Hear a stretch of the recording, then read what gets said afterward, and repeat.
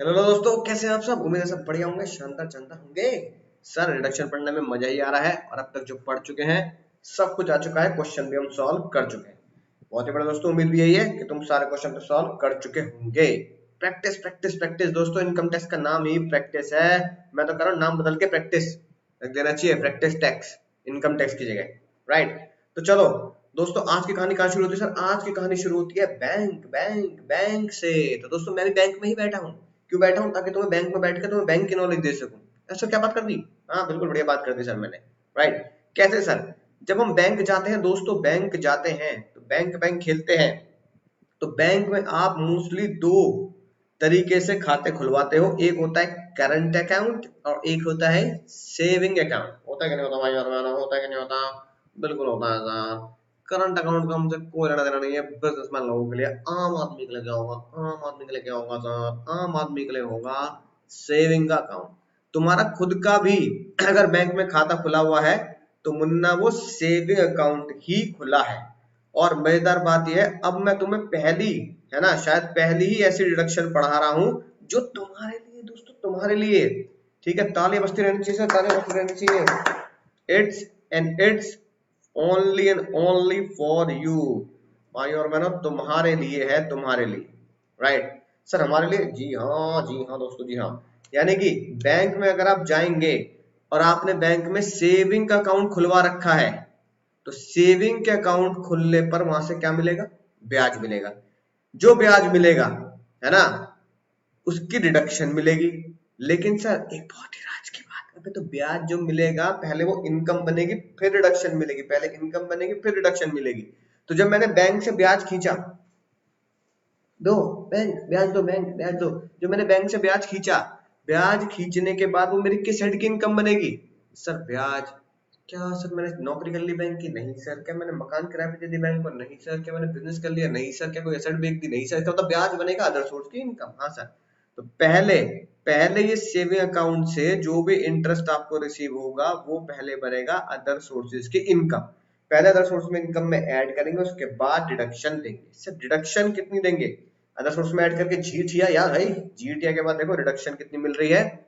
Amount received, जितना interest आपको received हुआ, है ना, और मैक्सिमम या क्या बोला गया, 10,000 विच एवर इज लेस। यानी अमाउंट आपको रिसीव्ड हुआ, सर अभी तो बहुत कम पैसे हैं सर, कोई बात नहीं, एक दिन वो पैसे तुम्हारे अकाउंट नंबर में उतने पैसे होंगे जितना आपका मोबाइल नंबर है, उतने डिजिट के बराबर। आमीन सर आमीन। राइट सर, बस आपने दिल खुश कर दिया ऐसी बात करके। बहुत जल्द होंगे, बस कामयाबी दूर नहीं है, मेहनत करते जाओ और कामयाबी पाते जाओ। अब देखो, अगर अभी की बात करें कि भैया अभी सर बहुत कम पैसे हैं सर, कितने हैं सर, है ना, मान लो 30,000, 40,000, 50,000, पाई पाई जोड़ी आपने, ब्याज उस पर मान लो कितना आया सर, ब्याज आया 1,000 रुपए। तो 1,000 रुपए और 10,000 विच एवर इज लेस आपको रिडक्शन मिल जाएगी, यानी 1,000 रुपए। आज से 5 साल के बाद, 6 साल के बाद, है ना सर, खाता में कितने पड़े? 1 करोड़। एक बात, पढ़े ना पढ़े हो तो मजा ही क्या आएगा, फिर 1 करोड़ तो होनी चाहिए कम से कम, कम से कम। हाँ सर, 1 करोड़ रुपए खाते में पड़े हैं। ठीक है, मान लो ब्याज आया कितना, 3% से भी अगर ब्याज आया सेविंग अकाउंट से, 3 लाख रुपए। अच्छा मजा ही आएगा, 3 लाख का तो ब्याज ही आ रहा है। राइट, और लिमिट कितनी है? 10,000 विच एवर इज लेस। 10,000 रुपए ही आपके डिडक्शन दी जाएगी। लेकिन ये 3 लाख रुपए दिखाए कहाँ जाएंगे? जो 3 लाख रुपए आपको प्राप्त हुए हैं वो दिखाए जाएंगे अदर सोर्स में। यानी सिंपल सी बात है, जो इंटरेस्ट मिला वो पहले अदर सोर्स की इनकम बनेगा बैंक से, और उसके बाद 10,000 रुपए तक की रिडक्शन देंगे 80 टीटीए था 80 टीटीए में। राइट सर, 10,000 रुपए रिडक्शन दी गई है, देखो क्या लिखा है, इसलिए मैंने हाईलाइट करके बड़ा बड़ा रखा है, on saving account. On saving account यानी कि एफडी से मत इसे कंपेयर कर देना। उम्र कितनी होनी चाहिए तुम्हारी? उम्र की सीमा होनी चाहिए 60 साल से कम। सर क्या सेविंग अकाउंट बैंक में ही खोलना है? ना मुन्ना ना, बैंक के साथ साथ आप पोस्ट ऑफिस में भी खोलेंगे तो भी आपको सेम लिमिट मिलेगी, amount receive 10,000 whichever is less. मजा आएगा सर। सर टीटी और टीटीबी ये दोनों एक ही थाली के चट्टे बट्टे हैं, दोनों दोनों भाई बहन एक ही थाली के चट्टे बट्टे हैं। टीटी और टीटीबी में डिफरेंस जानो। टीटीए में देखो येलो कलर से क्या हाईलाइट है, अब देखो सर, टीटीए में येलो कलर से हाईलाइट है उम्र 60 से कम है।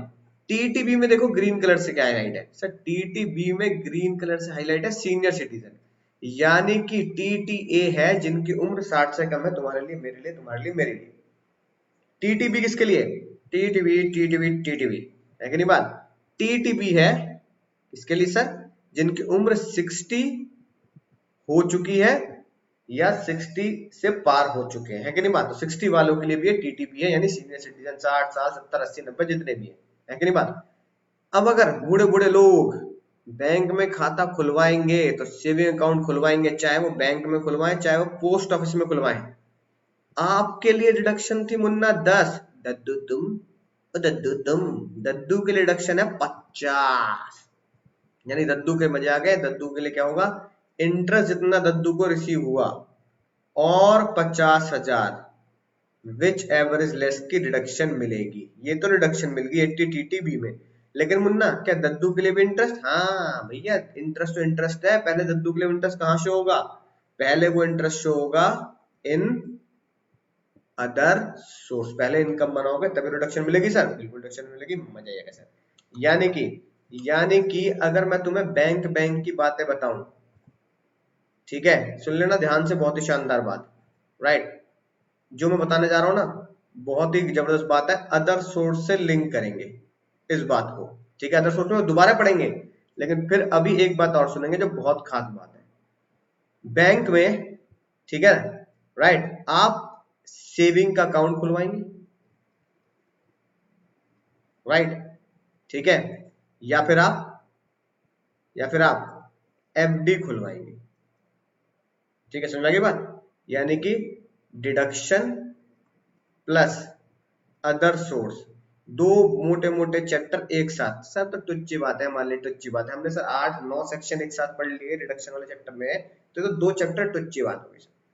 बैंक में सेविंग का खाता खुलवाया, सुनना मुन्ना ध्यान से, जो पैसे बैंक में जमा किए, ठीक है, राइट, और उस पैसे पर जमा कर क्या मिला? ब्याज मिला, ब्याज, ठीक है। जो पैसे जमा किए उसका कोई ट्रीटमेंट नहीं, यानी जो पैसे मैं सेविंग में डालता हूं उसका कोई ट्रीटमेंट नहीं होता है ना, right? Nothing to do, nothing to do, nothing to do, कुछ नहीं करना, इनकम टैक्स में कोई ट्रीटमेंट नहीं है, ठीक है ना, राइट? लेकिन जो इंटरेस्ट आया मुन्ना, इंटरेस्ट आया, सुनना ध्यान से, इंटरेस्ट आया, इंटरेस्ट पहले बनेगी अदर सोर्स की income, income from other source, है ना? सेविंग के खाते में मान लो 10 लाख रुपए पड़े हैं, ब्याज आया, तो सेविंग खाते में 10 लाख का कोई ट्रीटमेंट नहीं है, ब्याज आया मान लो 3 लाख रुपए, 3 लाख रुपए पहले, है ना, राइट, या 30,000 रुपए, ठीक है, 3% के हिसाब से भी कर दिया तो भैया 30,000 रुपए पहले मिलेंगे income from other source. Income बना दी अदर सोर्स की, हाँ सर बना दी। फिर क्या करोगे? देन 80 टीटीए, अगर आप सीनियर सिटीजन है तो टीटीबी में क्या मिलेगी सर? डिडक्शन मिलेगी सर। डिडक्शन की लिमिट जानते हैं, अमाउंट रिसीव्ड, ठीक है, टोटल अमाउंट रिसीव्ड और interest whichever is less, total amount of received interest और 10,000 whichever is less, amount received as a interest और 50,000 विच एवर इज लेस, ठीक है सर? बात समझ में आ चुकी है, शानदार जानदार बात, एसआर के हम बना चुके हैं, मजा ही आ गया। सर इस साइड चलते हैं, इस साइड चलते हैं सर। इस साइड क्या झोल है? अगर आपने बैंक में एफडी कराई है तो ऑब्वियसली बात है एफडी होनी चाहिए 5 साल की तभी मजा है, ठीक है? बैंक में एफडी करा ली, एफडी सर हम भी कराते हैं बैंक में एफडी जाके।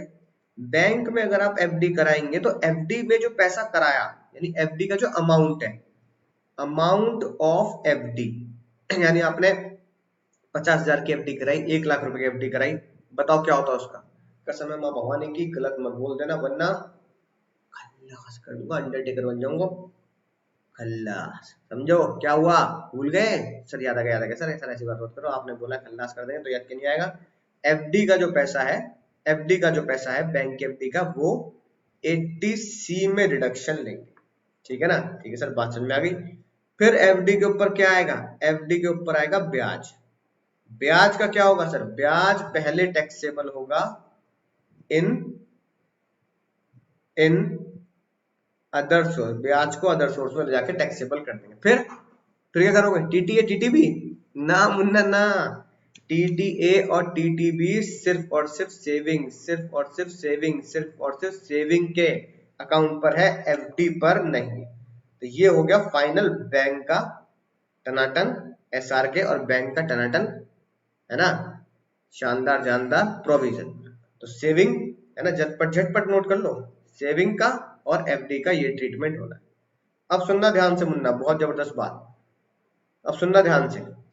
अब अगर मैं यहाँ पे बैंक की जगह, ठीक है ना, अगर मैं यहाँ पे अब बैंक की जगह पोस्ट ऑफिस लिख दूं, ठीक है, तो सर क्या होगा, बैंक की जगह अगर मैं पोस्ट ऑफिस लिख दूं। अब सुनना ध्यान से, बहुत ही बड़ी राज की बात है ये, ठीक है।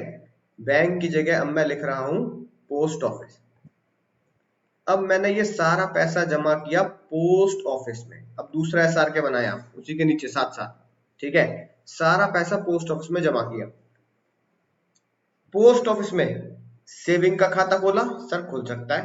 पोस्ट ऑफिस में एफडी करानी है, सर बिल्कुल करा सकते हैं।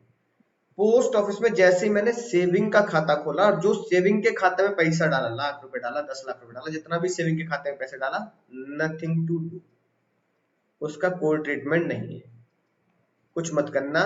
क्वेश्चन में कह भी रहा हो ना तो इग्नोर मानना अगल बगल वाले की तरह। लेकिन सर उसमें ब्याज आएगा, ब्याज, हाँ सर उसमें ब्याज आएगा। अब बताओ ब्याज का क्या करना है सर, आप बताओ सर ब्याज क्या करना है। तो सुनो ध्यान से, क्योंकि ये बात हम अदर सोर्स में भी पढ़ेंगे। जब आप ब्याज पे जाओगे तो पहले पहले ब्याज को कहां लेके जाना है, पहले उसे टैक्सेबल करना है, पहले उसे टैक्सेबल करना है in chapter other source, other source के हेड में उसे टैक्सेबल करें। लेकिन लेकिन मुन्ना सबसे खतरनाक बात है जो अदर सोर्स में मैंने आपको लिख के दी है, आपको पता लगेगी, सर जितना अमाउंट इंटरेस्ट का आया है, जितना अमाउंट इंटरेस्ट का आया है उसमें से 3500 रुपए लेस करेंगे, 3500 रुपए लेस करेंगे, जो बचेगा वो टैक्सेबल होगा।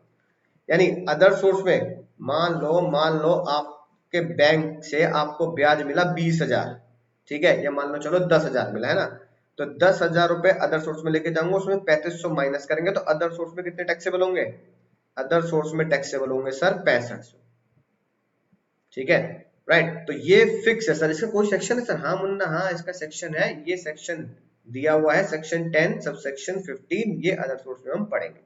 फिलहाल याद कर लो ताकि वहां भी पढ़े तो भी याद आ जाए और यहाँ भी याद आ जाए। सर पोस्ट ऑफिस का एसआर के, एक बार फिर से आते हैं। सेविंग अकाउंट में पैसा जमा किया, सेविंग अकाउंट में पैसा जमा किया, सेविंग अकाउंट में पैसा जमा किया, कोई ट्रीटमेंट नहीं करना, मजे लो सर। लेकिन ब्याज आएगा सर, सेविंग अकाउंट में पोस्ट ऑफिस में पैसा जमा किया है तो ब्याज आएगा, तो डबल मजा, इंटरेस्ट जो आएगा, पहला मजा क्या होगा, पहले जो भी अदर सोर्स में लिखेंगे उसमें 3500 लेस करेंगे। अब बैंक के उस पे जाना, अब बैंक के देख, अपने बैंक के एसआर के में जाओ जल्दी, जो ऊपर बनाया तुमने उसमें देखो, जो इंटरेस्ट आया उसमें मैंने क्या लिखा है, टैक्सेबल इन अदर सोर्स, क्या उसमें कोई अमाउंट घटाया, यानी कि जितना आप बैंक से ब्याज कमाते हैं उतना सीधा अदर सोर्स में चला जाता है। लेकिन अगर आप पोस्ट ऑफिस से ब्याज कमाएंगे तो अदर सोर्स में जाएगा, उसके बाद अदर सोर्स में 3500 माइनस होंगे, फिर आउटर कॉलम में लिखेंगे। यानी ये बात हमें क्या समझ में आई कि पोस्ट ऑफिस में अगर आप पैसा जमा करेंगे, सेविंग का खाता खोलेंगे, तो बैंक में कोई एग्जम्पशन नहीं है, लेकिन पोस्ट ऑफिस में 3500 की एग्जम्पशन मिलेगी, बचा हुआ 6500 भी टैक्सेबल होगा पोस्ट ऑफिस का इंटरेस्ट, राइट, आउटर कॉलम में लिखेंगे। यानी कि पोस्ट ऑफिस में सेविंग का खाता खोलने का पहला फायदा 3500 का फायदा। फिर बात आती है सर इंटरेस्ट की डिडक्शन, और इंटरेस्ट को हमने अदर सोर्स में लिख दिया, 3500 घटा दिए। सर क्या पोस्ट ऑफिस में अगर खाता खोलते हैं सेविंग का तो क्या डिडक्शन मिलती है, हाँ मुन्ना हाँ, ये मत भूल जाना क्या लिखा है, पोस्ट ऑफिस चाहे सीनियर सिटीजन हो चाहे आप सीनियर सिटीजन ना हो, पोस्ट ऑफिस डिडक्शन भी मिलेगी। यानी अब डिडक्शन भी मिलेगी इसमें सर, कितनी डिडक्शन मिलेगी, अमाउंट रिसीव्ड, अब अगर 10,000 रुपए रिसीव हुए थे, इसमें से 6500 वहां घटा दिए हैं, तो यहाँ अमाउंट रिसीव्ड कितना आएगा, अमाउंट रिसीव्ड आएगा 10,000 मत लिख देना, अमाउंट रिसीव आएगा 6500। और अगर आप सीनियर सिटीजन नहीं है तो 10,000 रुपए विच एवर इज लेस। और मुन्ना अगर आप सीनियर सिटीजन हैं और 50,000 रुपए विच एवर इज लेस, तो अमाउंट रिसीव्ड में 6500 लिखेंगे, क्योंकि 3500 तो यहाँ घटा देते और 6500 बाहर। यानी बैंक का डबल मजा, बैंक का डबल मजा हुआ कि नहीं हुआ सर, बिल्कुल हुआ बैंक का डबल मजा। पहला मजा क्या है, बैंक में अगर सेविंग का खाता खोलेंगे 3500 रुपए वहीं घटा दिए जाएंगे अदर सोर्स की इनकम में, और 10,000 रुपए तक या 50,000 रुपए तक एज के अकॉर्डिंगली डिडक्शन भी मिलेगी। सर मजा आ गया, बात मजा ही आ गया सर, मजा आ गया। क्या बात क्या बात क्या बात, क्या बात। सर आते हैं, अगर आपने ये एफडी करा दी बैंक में, सुनना बहुत बहुत बहुत ध्यान से। मैं, अगर आप मुझसे पूछो सर आपको कभी एफडी करानी होती है तो आप कहाँ जाते हो, क्या आप बैंक में एफडी कराते हो, सॉरी यहाँ पे क्या आएगा सर, पोस्ट ऑफिस में ना, क्या आप सर पोस्ट ऑफिस में एफडी कराते हो, ठीक है। तो मैं इस प्रोविजन को पढ़ाने के बाद, है ना, तो मैं बताऊंगा मैं कहाँ कराता हूँ, तुम खुद ही समझ जाओगे सर आप कहाँ कराते होंगे, है ना, राइट, क्योंकि टेक्स्ट तो आपने बचाया होगा जरूर। ठीक है, तो देखो मुन्ना, अगर आपने पोस्ट ऑफिस में एफडी कराई है 5 साल की, जितना एफडी में पैसा डाला, ठीक है, याद आ गया होगा, 80C में रिडक्शन मिलेगी, 80C में रिडक्शन ले लेंगे। जो पोस्ट ऑफिस की एफडी का ब्याज आएगा, जो पोस्ट ऑफिस की एफडी का ब्याज आएगा, हाँ सर, अब जरा ऊपर चेक करो, जो तुमने इससे पहले बैंक का एसआर के बनाया, जो इससे पहले तुमने बैंक का एसआर के बनाया उसमें चेक करो, फिर पोस्ट ऑफिस के एसआर के में लिखवाता हूँ। सर वहां लिखा है एफडी इन बैंक, एफडी इन बैंक, एफडी इन बैंक, वहां लिखा है जो ब्याज एफडी का वो फुल्ली टैक्सेबल है अदर सोर्स में। एफडी अगर पोस्ट ऑफिस में, एफडी अगर पोस्ट ऑफिस में, एफडी अगर पोस्ट ऑफिस में है, ठीक है, और उसका जो ब्याज आएगा मुन्ना वो होगा फुल्ली टैक्सेबल, दोनों बराबर है, लगा लो कांटे, वो होगा फुल्ली टैक्सेबल। अब तुम समझ गए होंगे, अगर मुझे कभी भी एफडी करानी होती है तो मैं बैंक में कतई नहीं कराता, कतई कतई नहीं कराता, मैं हमेशा कराता हूं पोस्ट ऑफिस में एफडी। क्यों? पोस्ट ऑफिस में जितनी एफडी कराओ 80C में रिडक्शन ले लो, सर बैंक में एफडी कराओगे तो भी 80C में रिडक्शन मिलेगी। लेकिन अगर पोस्ट ऑफिस में एफडी करा के जो ब्याज आएगा वो होगा फुल्ली एग्जेम्प्ट, लेकिन बैंक में एफडी करा के जो ब्याज आएगा, पढ़ना जरा ऊपर वाले एसआर के में, वो होगा फुल्ली टैक्सेबल। सर बात समझ में आ गई, मजा ही आ गया। सेविंग का खाता भी बैंक में खुलवाता हूं मैं, ठीक है ना, मैंने खोल रखा, पूरे घर वालों को खोल रखा बैंक, ओ सॉरी पोस्ट ऑफिस में, पोस्ट ऑफिस में सेविंग का खाता भी खुलवाता हूँ सबका, अपने घर में भी सेविंग का खाता पोस्ट ऑफिस में खोल दो। पहला रीजन, चाहे छोटा से भी, बूंद बूंद से ही पानी बढ़ता है, बूंद बूंद से घड़ा बढ़ता है। अगर बैंक में खुलवा रखा है खाता तो जो भी ब्याज आ रहा है सेविंग का, जो भी ब्याज आ रहा है सेविंग का वो टैक्सेबल होगा। लेकिन अगर पोस्ट ऑफिस में खुलवा दोगे तो जो भी ब्याज आएगा सेविंग का उसमें से 3500 रुपए तो माइनस ही होने हैं, 3500 रुपए तो माइनस ही होने गारंटेड, राइट। उसके बाद चाहे बैंक में खुला हो चाहे पोस्ट ऑफिस में खुला हो, टीटीए टीटीबी के दरवाजे तो हमेशा ही आपके लिए खुले हैं, खुले खुले खुले हैं, राइट। ठीक है सर, बात समझ में आ चुकी है, मजा ही आ चुका है सर। क्या एसआर के बनवाया है, 2 चैप्टर एक साथ मैंने आपको पढ़ा दिए, है ना, अदर सोर्स का प्रोविजन पढ़ा दिया, राइट। जब वहां पढ़ेंगे तो वहां मत भूल जाना, वरना लपाड़े लगेंगे, लपाड़े तुम्हारे, राइट। और डिडक्शन भी बिल्कुल डिटेल में पढ़ा दी, 79 कर दो मुन्ना, फिर 79, टेंशन की कोई बात नहीं है, 79 करके बता दे। लड्डू है लड्डू, ठीक है, लड्डू पेड़े के मिलेंगे तुम्हें खाने के लिए अगर तुमने सही किया तो। पोस्ट ऑफिस का है सबसे पहली बात, जैसे पोस्ट ऑफिस में है, पोस्ट ऑफिस के एसआर के खोल लेना अपनी नजरों के सामने, है ना, उन्हें जिगर के पास तक लेके जाओ। पोस्ट ऑफिस है, सेविंग है, राइट, पोस्ट ऑफिस है, सेविंग है, नहीं एफडी की कोई बात नहीं है, ठीक है। तो सॉल्व कर लेते हैं। पहले क्या कह रहा है वो, कैलकुलेट टोटल इनकम, तो क्या लिखेंगे, calculation of total income of mister लड्डू, ठीक है। सर सैलरी की है क्या इनकम, सर सैलरी है 4 लाख रुपए, मजा ही आएगा सर। सैलरी, हाउस प्रॉपर्टी नहीं है, पीजीबीपी नहीं है, ठीक है ना, कैपिटल गेन नहीं है, अदर सोर्सेज नहीं है, नील कर दिया सर, नील, ठीक है, नील कर दूं, नलायको। अबे इंटरेस्ट कहाँ जाएगा, इंटरेस्ट कहाँ जाएगा, इंटरेस्ट जाएगा सर अदर सोर्स में, तो नील कैसे कर दोगे भैया मुन्ना मुन्नियो, ठीक है।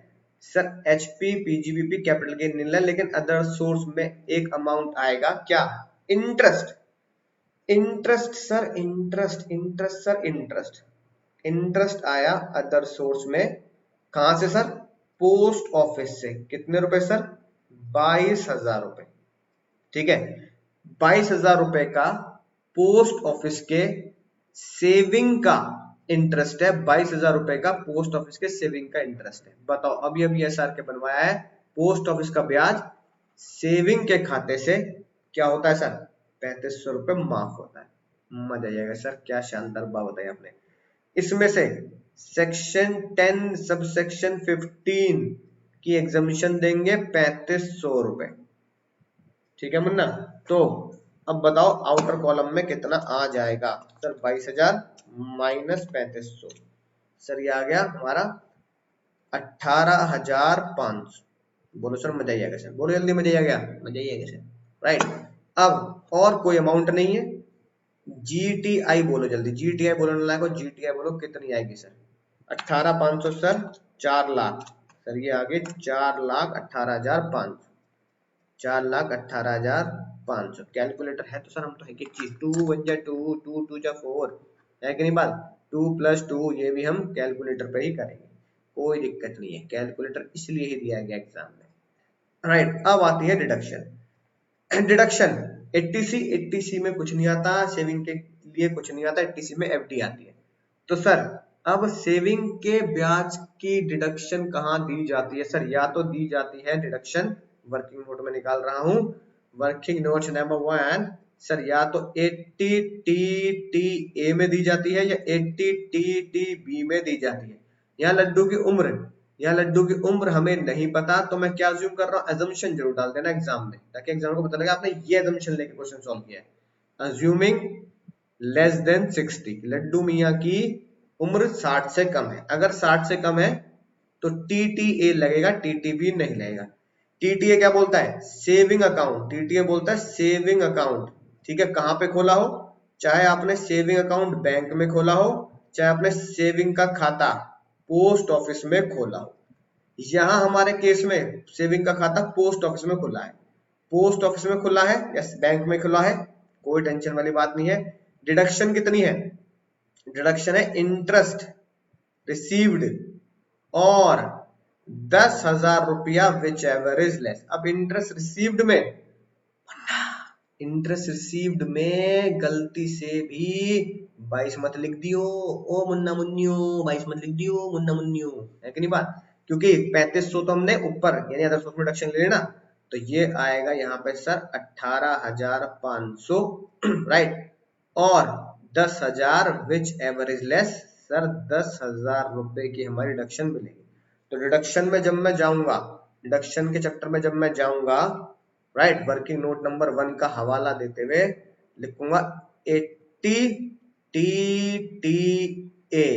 टाटा, कितनी आ गई सर?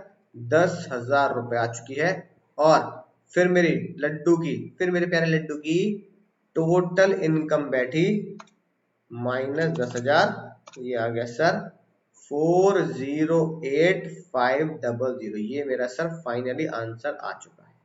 ठीक है, टैक्स निकालना आप जानते हैं, उसके ऊपर जीटीआई की ब्रेकअप पार्टी करेंगे, इंडक्शन से घर वालों को देंगे, कह दो ना यू आर बाई सोनिया गाना गाते हुए हो जाएगा काम। ठीक है सर, 5 में आ चुके हैं, मजा ही आ चुका है। ये थे आपके दो शानदार जानदार provision with detail analysis with other source के साथ मर्ज करके विद क्वेश्चन। ठीक है सर, समझ में आ चुकी है बात। अब आती है सर, अब ये है क्या बात क्या बात क्या बात, उत्तरी, ये है सर उत्तरी, और ये किसके लिए? ये है फैक्ट्री के मालिक के लिए, फैक्ट्री का मालिक है ना, अगर आपके घर में फैक्ट्री तो ये आपके लिए है सर, आपके लिए है ना, फैक्ट्री के मालिक के लिए। यानी यानी कि एक तरीके से इस सेक्शन का सिर्फ एक ही पर्पस है, बूस्ट बूस्ट खिलाना, है ना। जैसे वो है ना विराट कोहली का boost the secret of my energy, ऐसे ही बूस्ट किसको करना है? बूस्ट टू एम्प्लॉयमेंट सेक्टर, यानी कि उसे बढ़ावा देना एम्प्लॉयमेंट को। तो हमारी सरकार ने बोला मुन्ना मुन्नियों, जो भी अपनी फैक्ट्री में न्यू वर्कर्स रखे, जो पुराने हैं वो तो पुराने को जॉब लगी गई है, नए एम्प्लॉयमेंट मतलब एम्प्लॉयमेंट को बढ़ावा देना, तो नए लोगों को देना है ना, तो बस जो भी अपनी फैक्ट्री में न्यू एम्प्लॉय रखेगा, न्यू एम्प्लॉय रखेगा, न्यू एम्प्लॉय रखेगा, ठीक है ना, जितनी भी सैलरी, जितनी भी वेजेस, कुछ भी कह लो, जितनी भी सैलरी या वेजेस वो अपने एम्प्लॉय को देगा, है ना। मान लो किसी बंदे ने फैक्ट्री में 100 नए एम्प्लॉय रखे, तो 100 एम्प्लॉय की वेजेस, है ना, फॉर एग्जाम्पल 100 एम्प्लॉय की वेजेस, ठीक है, राइट, का 30%, भैया 100 एम्प्लॉयज की वेजेस का 30%, 100 एम्प्लॉय है, ठीक है, एक एम्प्लॉय की सैलरी, एग्जांपल समझो 100 एम्प्लॉय है, एक एम्प्लॉय की वेजेज या सैलरी है मान लो 10,000 रुपए, ठीक है, राइट, तो मुन्ना 10 लाख का 30%, कितना सर, 3 लाख रुपए की रिडक्शन मिल जाएगी। ठीक है मुन्ना, बात समझ में आ चुकी है सर, बिल्कुल समझ में आ चुकी है। 100 के 100 एम्प्लॉय होने चाहिए नए, अभी जानेंगे नए एम्प्लॉय कौन होते हैं।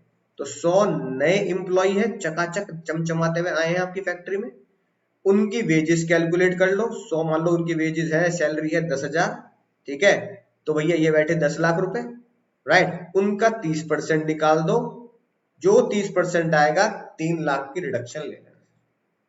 बेसिक सिंपल सा फंडा है सरकार का। नए एम्प्लॉय को आप जो भी पैसा दे रहे हैं, नए एम्प्लॉय को आप जो भी पैसा दे रहे हैं उसका 30% घटा देना, 30% बहुत होता है, ठीक है। अब आती है बात सर, वो नया एम्प्लॉय कौन है? नया एम्प्लॉय कोई भी हो सकता है। आल, आल लिखा है आल, यानी कि वो इंडिविजुअल भी हो सकता है, वो एचयूएफ भी हो सकता है, वो पार्टनरशिप फर्म भी हो सकती है, और वो कंपनी भी हो सकती है, इसलिए आल ऐसे लिखा है। सबसे बड़ी जो शर्त है, सबसे बड़ी जो शर्त है वो पहले ही पीले पीले पीले पीले येलो रेड येलो से मैंने हाईलाइट कर रखी है। उन सभी इंप्लॉय जो डिडक्शन क्लेम करना चाहते हैं उनका टैक्स ऑडिट होता हो, ठीक है ना, टैक्स ऑडिट 44 ए भी उनके ऊपर अप्लाई होता हो, ये हम पीजीबीपी वाले चैप्टर में पढ़ेंगे, तो चिंता न को, है ना। 44 ए बी, यानी 44 ए बी बोलता है कि मुन्ना किसी भी बिजनेसमैन, है ना, जो पैसा कमा रहा है उसका प्रॉफिट, ठीक है, सर्टेन अमाउंट से ऊपर हो जाएगा तो उसको टैक्स ऑडिट कराना पड़ेगा। यानी कि एक स्पेशल तरीके का ऑडिट होता है जो इनकम टैक्स वाले कराते हैं, इसलिए उसे टैक्स ऑडिट बोलते हैं, कि आपको वो टैक्स ऑडिट करा के उसकी रिपोर्ट इनकम टैक्स डिपार्टमेंट को देनी है और कहीं देनी। तो बस फाइनेंस मिनिस्टर कह रहे हैं मुन्ना जितने भी एसएससी हैं और उनका टैक्स ऑडिट होता है वो इस डिडक्शन का मजा लेंगे, जितने भी एसएससी है और उनका टैक्स ऑडिट होता है वो इन डिडक्शन का मजा लेंगे, राइट, ठीक है सर, बात समझ में आ चुकी है। टैक्स ऑडिट वाले एम्प्लॉयज को और टैक्स ऑडिट वाले एम्प्लॉयर्स को इस डिडक्शन का मजा मिलेगा। डिडक्शन का नाम क्या रखा गया? 80 जा, है ना, जैसे घर में कहते हैं ना, सर कहाँ जा रहे हो? काम पे जा रहा हूँ, तो घर वाले कहते हैं जा दादा जा, जा काम पे जा, 80 जा, 80 जा, जा, कहाँ जा? काम पे जा, 80 जा, जा काम पे जा, 80 जा, जा काम पे जा, 80 जा, जा काम पे जा, 80 जा, जा काम पे जा। काम पे जा में सिंगल जे नहीं है मुन्ना, डबल जे है, डबल जे, तो यहाँ पे डबल जे लगा देना, कभी एग्जाम में सिंगल जे लिखा हो, जे जे ए जे जे ए जे जे ए 80 जा काम पे जा, तो भैया क्या याद रखना आज के बाद? सर 80 जा काम पे जा, यानी कि जो काम पे जा रहा होगा वर्कर एम्प्लॉय उसी के लिए डिडक्शन है, ये उन्हीं लोगों की वजह से डिडक्शन मिल रही है काम देने वाले को, ठीक है, ये बात मैंने तुम्हें बताई थी। सर कितनी रिडक्शन मिलेगी? 30% ऑफ एडिशनल एम्प्लॉय कॉस्ट, या एडिशनल बोले तो यहाँ एडिशनल का मतलब है न्यू, जो भी आप न्यू एम्प्लॉय को कॉस्ट पे कर रहे हैं, न्यू एम्प्लॉय को वेजेस या सैलरी दे रहे हैं, तो जो भी न्यू एम्प्लॉय की वेजेस या सैलरी है उसका 30% निकाल लेना। तो भैया देखो न्यू एम्प्लॉय ये तो मैंने निकाला, नया एम्प्लॉय है, 100 एम्प्लॉय है, वेजेस उन सबकी 10,000 रुपए एक एम्प्लॉय की, तो 30% 3 लाख आ गया।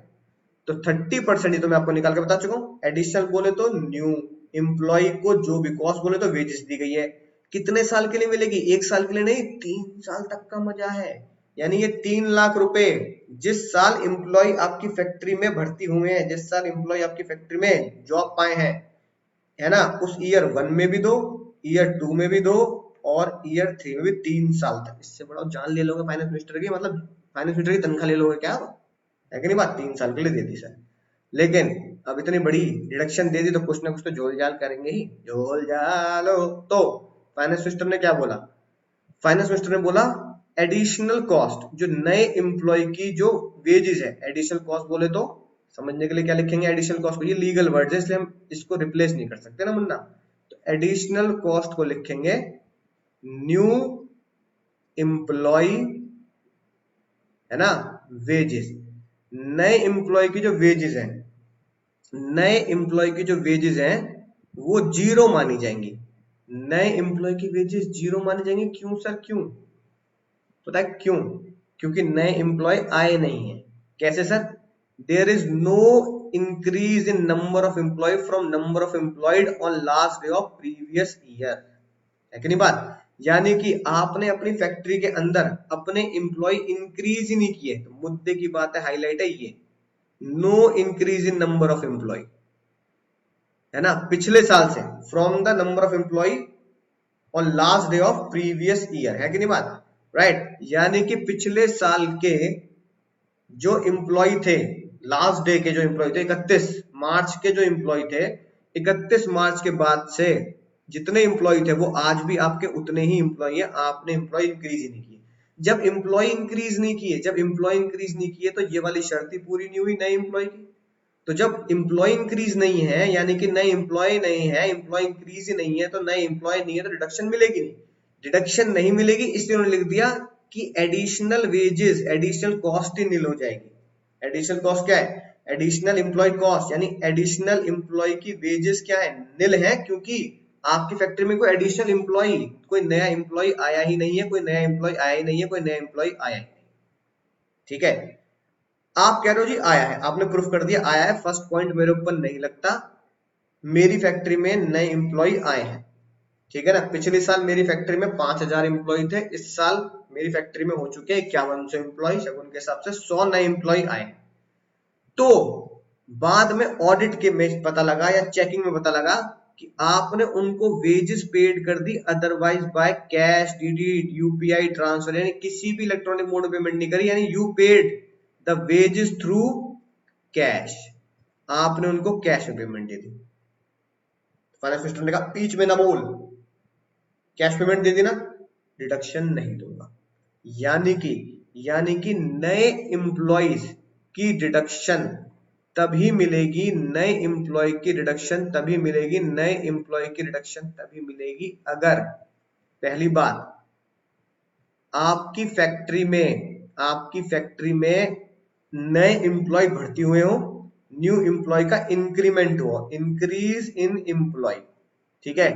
और जो भी एम्प्लॉय इंक्रीज हुए हैं उन्हें जो वेजेस दी गई हैं, वेजेस कैसे दी गई हो? अदर देन कैश, यानी कि वो चेक से दी गई हो, पेटीएम कर दो, गूगल पे कर दो, यूपीआई से कैसे भी दी गई हो, लेकिन मतलब कैश में ना दी गई हो, अदर देन कैश। यानी न्यू एम्प्लॉय की डिडक्शन 30% की तभी मिलेगी, न्यू एम्प्लॉय की डिडक्शन 30% तभी मिलेगी अगर आपके एक तो एम्प्लॉय में इंक्रीमेंट हो, आपके एम्प्लॉय में इंक्रीमेंट हो, आपके एम्प्लॉय में इंक्रीमेंट हुआ हो, और जो इंक्रीमेंट एम्प्लॉय है उनको अदर देन कैश पेमेंट हुई हो, और जो इंक्रीमेंट एम्प्लॉय है और जो बढ़े हुए एम्प्लॉय है, 100 जो बढ़े एम्प्लॉय, उन 100 एम्प्लॉय को पेमेंट कैसे मिली हो सर? पेमेंट मिली हो अदर देन कैश, ठीक है ना। तो आपने उन 100 एम्प्लॉय को जो 3 लाख रुपए, है ना, की पेमेंट दी है, राइट, ठीक है ना, 10 लाख रुपए की जो पेमेंट दी है, वो सारी की सारी पेमेंट कैसे दी हो? अदर देन कैश, कैश में ना हो, बाकी कैसे भी दी हो, नॉट इन कैश। ठीक है सर, बात समझ में आ चुकी है। अब बात आती है सर, जो मेरा बिजनेस पुराना नहीं है, मेरा बिजनेस एग्जिस्टिंग नहीं है सर, मेरा न्यू न्यू बिजनेस है। तो भैया अगर आपका नया नया बिजनेस है ना, न्यू नवेला है ना, तो क्या टेंशन है? उसमें तो जितने भी एम्प्लॉय होंगे सारे नए होंगे, उसमें तो जितने भी एम्प्लॉय होंगे सारे नए होंगे मुन्ना। हाँ सर, बिल्कुल सही बात है, नया नया चकाचक आपने बिजनेस खोला है, फैक्ट्री लगाई, चमचमाता हुआ एकदम, है ना, जैसे जहां मैं बैठा हूं एकदम चमचमाता हुआ है सारी चीजें यहाँ, है ना, बिल्कुल नया नया ये मामला यहाँ भी। तो जैसे ही आपने नई फैक्ट्री लगा दी, चमचमाता हुआ मामला है, तो जितने भी आपने एम्प्लॉय रखे हैं, है ना, जितने भी आपने एम्प्लॉय रखे हैं वो सारे ही न्यू है। तो टोटल इमोल्यूमेंट्स, यहाँ इमोल्यूमेंट्स किसको कहा जा रहा है? टोटल वेजेस को ही कहा जा रहा है, टोटल सैलरी को ही कहा जा रहा है। टोटल इमोल्यूमेंट्स पेड और payable to the new employee shall be deemed to be additional cost. है कि नहीं बात? टोटल वेजेस जो आप पे करेंगे नए एम्प्लॉय को, वो एडिशनल वेजेस ही मानी जाएंगी। जो भी एडिशनल वेजेस है बस अदर देन कैश की हो, इंटू 30% कर देना और डिडक्शन का मजा ले लेना। राइट सर, बात समझ में आ चुकी है, मजा ही आ चुका है। अब आती है बात सर, अब जो आपका जो नया बिजनेस इमर्ज हुआ है, न्यू बिजनेस जो हुआ है, उस पर होशियारी मत दिखा देना। कैसे सर? धीरू भाई अंबानी की तरह कैसे सर? कि भैया पहले मेरा बिजनेस था, राइट, एक्स लिमिटेड। अब मैंने उसके दो टुकड़े कर दिए, स्प्लिट कर दिए, स्प्लिट कर दिया मैंने बिजनेस को। न्यू बिजनेस वन बनाया, न्यू यूनिट कह दो चलो, ठीक है ना। उसका नाम रखा एक्स वाई लिमिटेड, उसका ओनर बना दिया मुकेश अंबानी जी को। मुकेश, ए मुकेश, तू आज के बाद इसका मालिक है। फिर मैंने दूसरा ने इसी का ही आधा हिस्सा किया, मान लो 50% है ना, आधा इधर कर दिया, आधा इधर कर दिया, आधा नया हिस्सा किया और उसको बना दिया, है ना, एक्स जेड लिमिटेड। उसका ओनर बना दिया अनिल अंबानी को। ए अनिल, कल से पहुंच जाइए रे भैया, राइट। तो फाइनेंस मिनिस्टर साहब कह रहे हैं, ओ मुन्ना ये किया क्या, अपने बिजनेस का बंटवारा कर लिया, ठीक है। रिलायंस टेलीकॉम अनिल अंबानी को दे दी, रिलायंस ऑयल उनको मुकेश अंबानी को दे दी, वो अनिल अंबानी को दे दी, मुकेश अंबानी को दे दी। स्प्लिट तो किया है, बिजनेस तो पुराने ही है, चले तो पुराने जमाने चले आ रहे हैं। तो फाइनेंस मिनिस्टर ने कहा, मुन्ना अगर तुमने अपने बिजनेस को स्प्लिट करके, अपने बिजनेस को स्प्लिट करके नया नाम देकर बना लिया है तो डिडक्शन नहीं मिलेगी, तो डिडक्शन नहीं मिलेगी मुन्ना। तो हमें चकमा देने की जरूरत नहीं है भाई, हम इतना पागल नहीं है, ये लिख दी, पहले लिख दे रहे हैं बात, नो स्प्लिट अप, ठीक है। स्प्लिट अप करके रीस्ट्रक्चरिंग करके एग्जिस्टिंग बिजनेस को आप डिडक्शन के लालच में इनकम टैक्स डिपार्टमेंट को बेवकूफ नहीं बना सकते, राइट। फिर ऊपर लिखा है टैक्स ऑडिट होना है, तो जो अकाउंट ऑडिट होने हैं, ठीक है, सीए के द्वारा ही होंगे। तो भैया यहां लिख दो, यहां तुम्हारा हो गया रोटी पानी का जुगाड़, ठीक है। क्या लिख देंगे सर, सर हमारा आपने आज रोटी पानी का जुगाड़ कर दिया, ये हो गया भैया तुम्हारा रोटी पानी का जुगाड़, हो गया भैया रोटी पानी का जुगाड़। और ठीक है ना, ऑडिट रिपोर्ट को अपने रिटर्न, आरओआई बोले तो रिटर्न के साथ फर्निश कर देना, furnish with the return of income tax. या रिटर्न ऑन इन्वेस्टमेंट नहीं है, ये रिटर्न ऑफ इनकम टैक्स है, ठीक है। अपने रिटर्न के साथ फर्निश कर देना सीए की टैक्स ऑडिट रिपोर्ट। तो भैया ये है ना, एम्प्लॉयर को बोल दिया गया। अब है सबसे खतरनाक बात, जिसके ऊपर एग्जाम में क्वेश्चन बनते हैं, राइट। ये आते हैं एग्जाम में, जो एग्जाम में क्वेश्चन बनते हैं मुन्ना।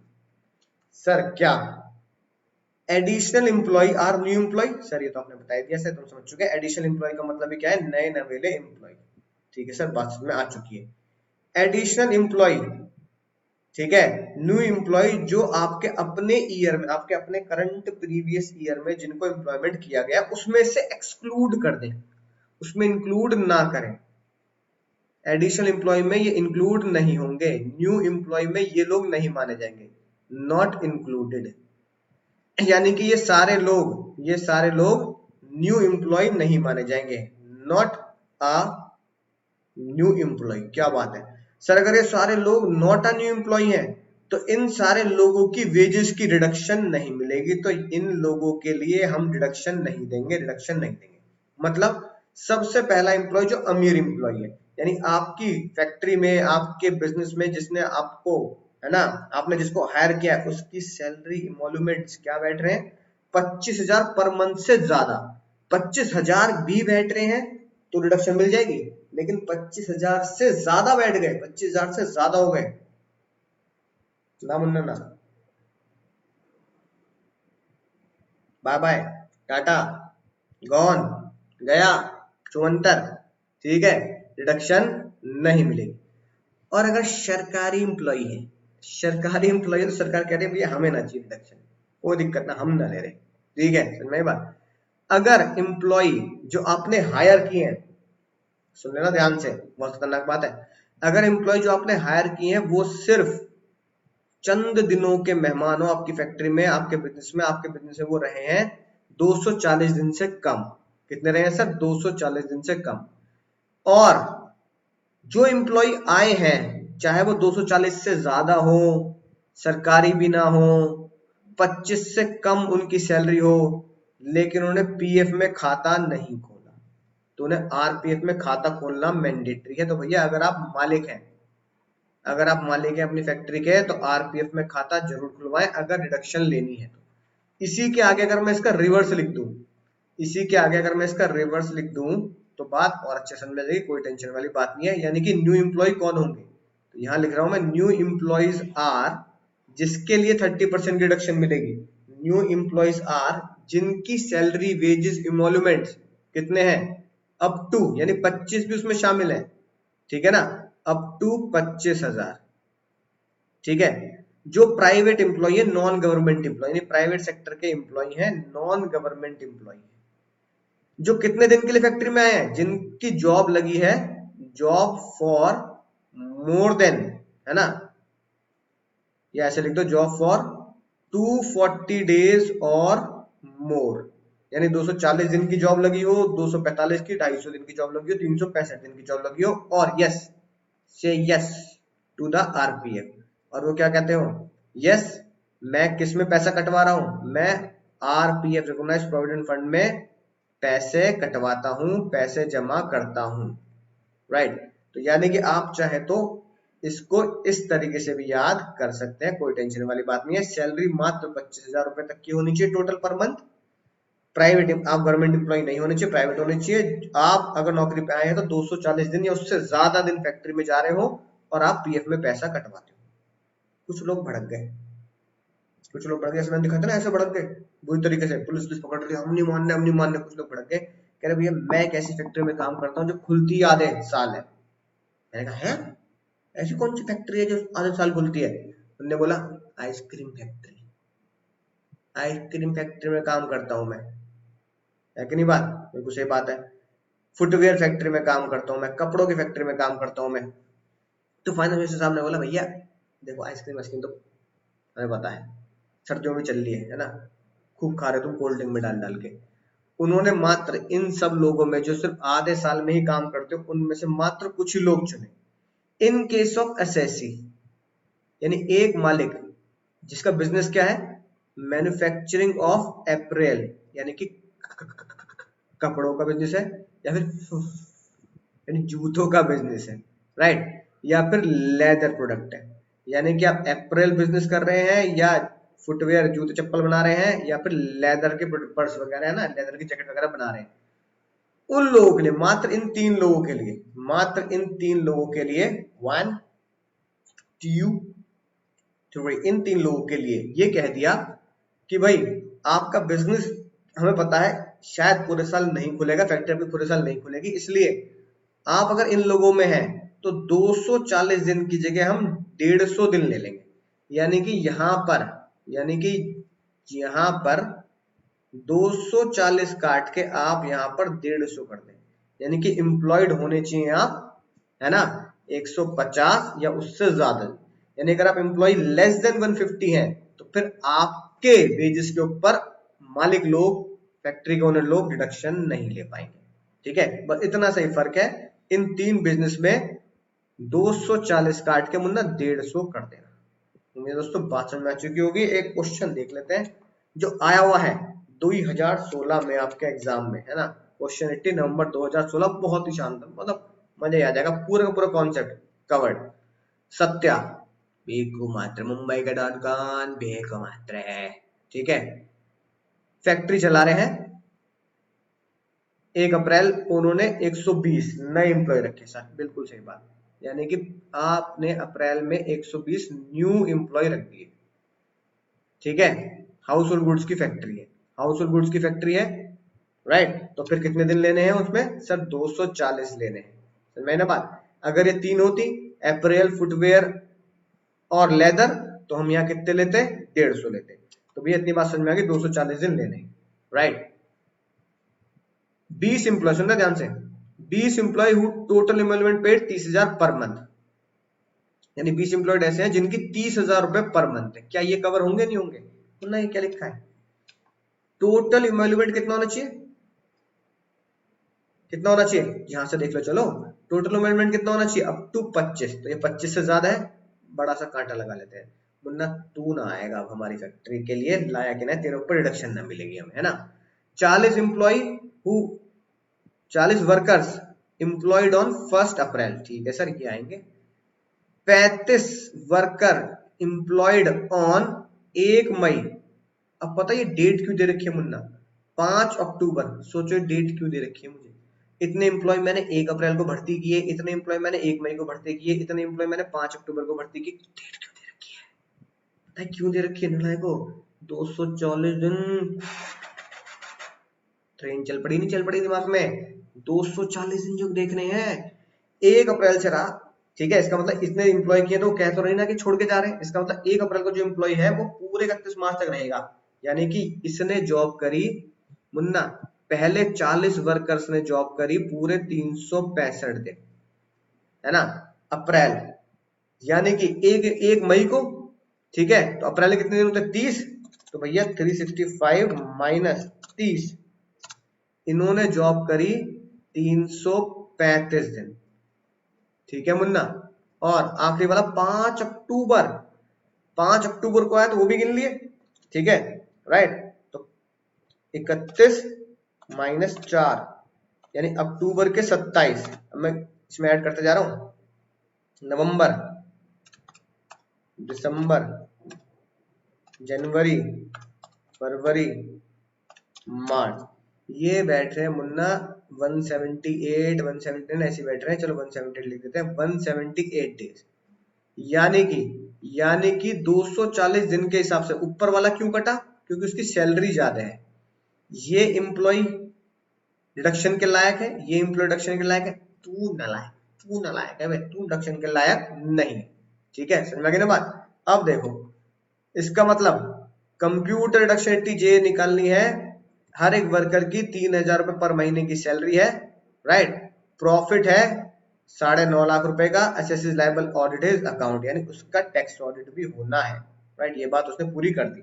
अब सिंपल सी बात है, मैं आपको बता ही चुका हूं, जो मैंने ऊपर लिखवाया वही सॉल्यूशन करना है। देखो कैसे, ठीक है। Total number of new employee कितने हैं? सर उसने बोला total number of new employee 120 है, जिसमें से ये डेटा है। 120 total number of new employee, हाँ sir 120 total number of new employee. इसमें से कौन से घटा दो? जिनकी 25,000 सैलरी है, ये लोग घटा दिए। इसमें से वो लोग घटा दो, इसमें से वो लोग घटा दो जो 240 दिन से कम काम कर रहे हैं, 240 दिन से कम काम कर रहे हैं, यानी कि 5 अक्टूबर वाले 25 हमने ये लोग घटा दिए, ठीक है, क्योंकि 170 काम किया। तो 120 में से 120 में से ये हटा दिए, ये हटा दिए, तो 75 एम्प्लॉय हैं जो एलिजिबल हैं, एलिजिबल फॉर डिडक्शन। 75 एम्प्लॉय हैं जो एलिजिबल फॉर डिडक्शन है कि नहीं बात, राइट। और अगर देखो इसमें भी देखो क्या लिखी है बात, हमने कौन से एलिजिबल किए हैं? हमने सर ये वाले एलिजिबल किए हैं जो मैं आपके लिए येलो पेन से हाईलाइट कर रहा हूं।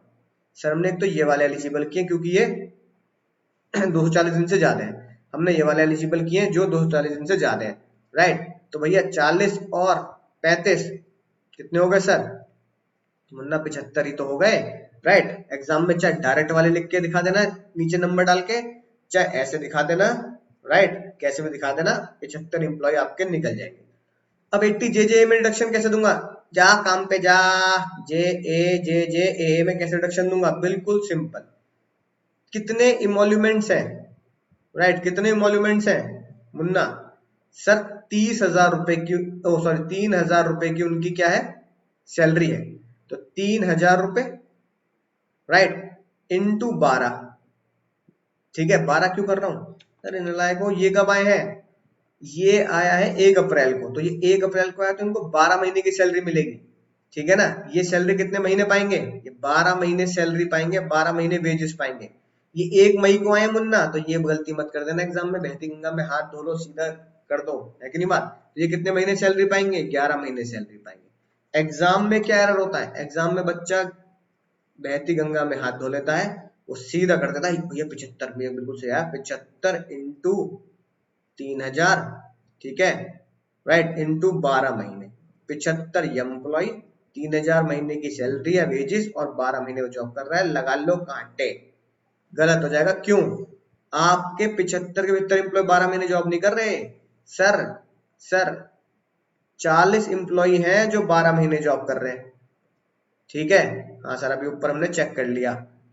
35 एम्प्लॉय हैं जो 11 महीने जॉब कर रहे हैं, ठीक है ना, यानी कि 40 एम्प्लॉय हैं जो 12 महीने जॉब कर रहे हैं, ये 35 एम्प्लॉय हैं जो 11 महीने जॉब कर रहे हैं। तो इनकी सैलरी निकालना मुश्किल है क्या? 12 महीने इंटू 40 एम्प्लॉय 3,000 रुपए, 11 महीने इंटू 35 एम्प्लॉय 3,000 रुपए, ये आ गई total wages for deduction, total wages, total emoluments for deduction. इसका 30% निकालना कोई है ना बहुत बड़ा खेल है सर? बिल्कुल भी नहीं सर। इसका 30% निकाल दो। तो रिडक्शन कितनी हुई? 30% ऑफ 259, यानी कि इतने रुपए की रिडक्शन हमें मिल जाएगी। तो मैं दोस्तों बात समझ में आ चुकी होगी। ध्यान से शानदार तरीके से क्वेश्चन पे फोकस करेंगे, ध्यान से देखेंगे क्या पूछ रहा है। गलती आपने मेन कॉन्सेप्ट में नहीं करी। मेन कॉन्सेप्ट आपको बिल्कुल बढ़िया तरीके से पता है। 240 दिन वाले लपकने हैं, ठीक है, समझ में बात। 25,000 से कम, 25,000 और 25,000 से कम वाले लपकने हैं, ये भी आपको बात समझ में आएगी। सरकारी नहीं लेना, और आरपीएफ में जो एम्प्लॉय है उनको लपकना है, ठीक है, राइट। क्वेश्चन में यहाँ कुछ नहीं कह रहा, तो आप बोल सकते हैं कि all the employees are contribute, है ना, अज्यूम कर रहे हैं, they are contributing in RPF की, ये सारे के सारे आरपीएफ में पैसा डाल रहे हैं, हम ये अज्यूम यहाँ पे कर लिया है, ठीक है, राइट। गलती क्या है? गलती एग्जाम की है ये, जो बहुत सारे बच्चे जब 2016 में करके आए तो गलती करा है, दिल गलती कर बैठा सर, दिल गलती कर बैठा। उन्होंने ये बोला क्यों, क्या बोला सर? उन्होंने बोला सर कॉन्सेप्ट बिल्कुल सही था, गलती क्या हुई, सारे के सारे 12 महीने से मल्टीप्लाई हो गए, 12 महीने से मल्टीप्लाई हो गए, बल्कि बल्कि 35 एम्प्लॉय 11 महीने से मल्टीप्लाई होने थे सर, 35 एम्प्लॉय 11 महीने से मल्टीप्लाई होते। बस ये छोटी छोटी गलतियां ना करें, जैसे वो ना, छोटी छोटी रातें लंबी हो जाती हैं, बिल्कुल वही।